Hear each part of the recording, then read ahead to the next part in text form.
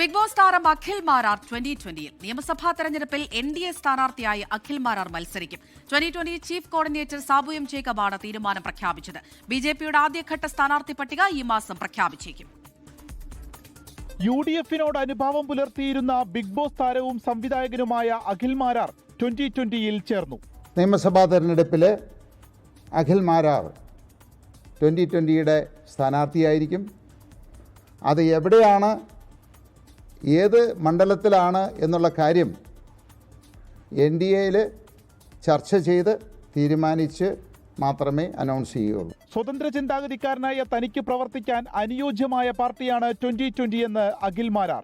2020 എന്ന് പറയുന്ന ഒരു പൊളിറ്റിക്കൽ പ്രസ്ഥാനം എന്ത് ആശയമാണോ, എന്ത് ഡെവലപ്മെന്റ്സ് ആണോ ഈ നാട്ടിൽ കൊണ്ടുവരാൻ ആഗ്രഹിച്ചത്, ഇത് മനസ്സിൽ തന്നെ സൂക്ഷിച്ചുകൊണ്ടിരുന്ന ഒരാളാണ് ഞാൻ മുൻപേ. 2020 പോലത്തെ ഒരു രാഷ്ട്രീയ പ്രസ്ഥാനത്തെ ഒപ്പം ചേർക്കാൻ NDA തീരുമാനിക്കുമ്പോൾ 100% ഡെവലപ്മെന്റ്സ് അല്ലാതെ മറ്റെന്താണ് അവർക്ക് മുന്നോട്ട് വയ്ക്കാൻ പറ്റുക?